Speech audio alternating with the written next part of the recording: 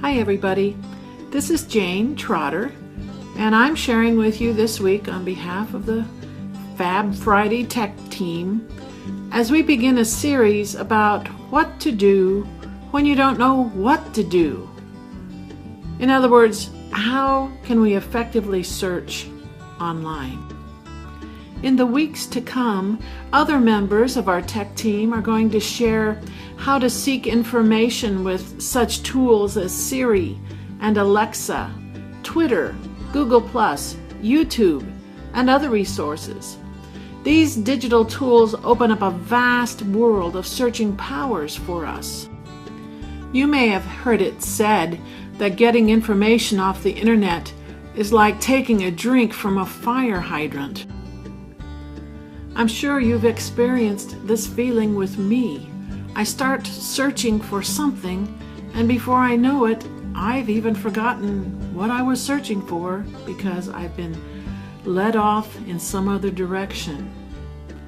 As we share how to find resources this month, I realize from the very beginning my biggest problem may not be finding the resources, but how to organize and save those resources. Now that's a problem for me. Does your bookmark manager look like mine? Bookmark manager, I think that's kind of a funny statement because my bookmarks are not managed in any way. If you notice, they're not even alphabetized. So this really is not working too well for me. My list of bookmarks is really not much more organized than this. It may serve as a benefit to me knowing I put something there somewhere, but if it came to sharing this with someone else or being a benefit to someone else, I fear this would fall short. No, I haven't found this button on my keyboard either, but there is help for this situation. It's time to change our thinking from collections of bookmarks to curation of meaningful content.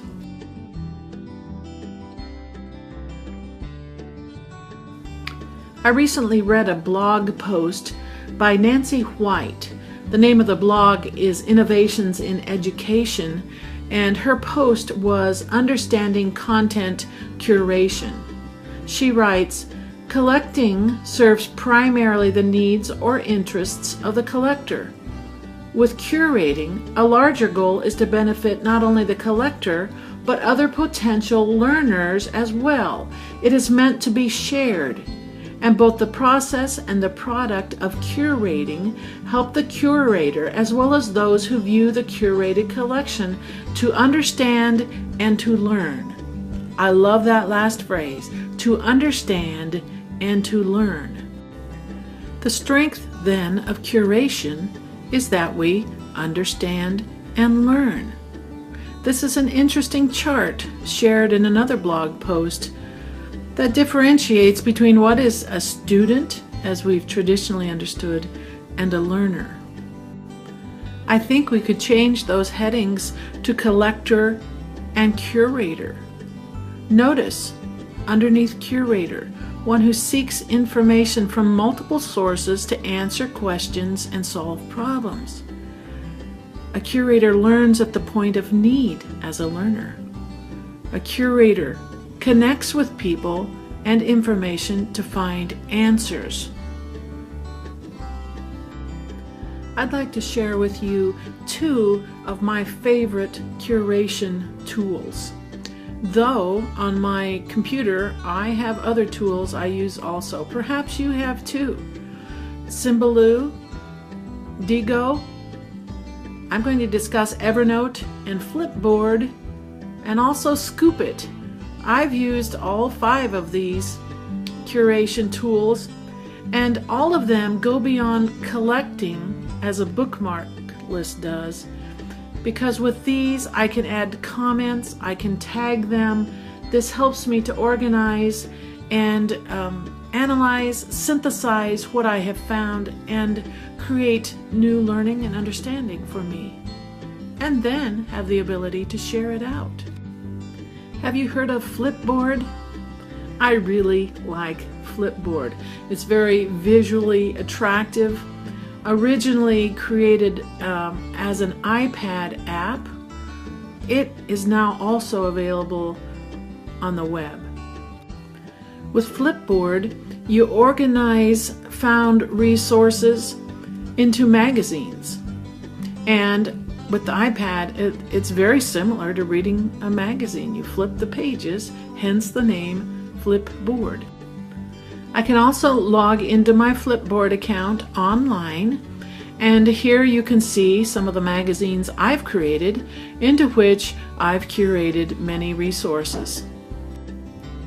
Flipboard will gather content from social networks, news publications, blogs around content area you would like to follow, or else you yourself can create your own content, put it into your own magazines, and then share it out with others. It could be with a class, it could be around certain interest areas, a very flexible and easy to use curation tool. I can add content to any of my magazines while searching online by using a Google Chrome extension called Flipboard. In this illustration, you can see the arrow pointing to my extension, and when I'm searching and I have found something I would like to curate, I simply click on that icon, and you can see here the window that pops up, and it says Add to Magazine, Flipboard. And then I can choose which of my magazines I would like to put it in. And probably the higher order thinking part that comes in is down at the bottom when it says, what's interesting about this? To really support those people I may share this with, it would be helpful for me to add in there why I'm choosing to curate this content in this particular magazine. After using the extension online, any content I found goes right into the magazine I've chosen. And this is how it looks on my iPad, into the magazine called Teaching with Chromebooks. Even more powerful than Flipboard is Evernote, my all-time favorite. Evernote works across all platforms. I use it on my iPhone, on my iPad, on my computer. It's also compliant with Android devices. Very, very powerful.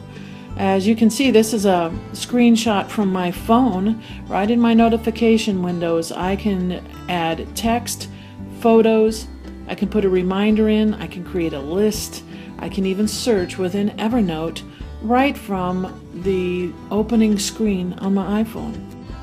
Notebooks rather than magazines are used in Evernote to gather curated content. Now here's the magic of Evernote. It will even curate handwritten notes. I wrote this note on the wall in room 21C yesterday and just stuck it into my Evernote for fun to see if I could do this. And sure enough, I went back to Evernote, I did a search, you can see the search icon on the left, and I typed in the word Evernote. And then, with the power of Evernote, up came 172 notes that have the word Evernote in them. And on the very top of the list was the most recent one, which is handwritten.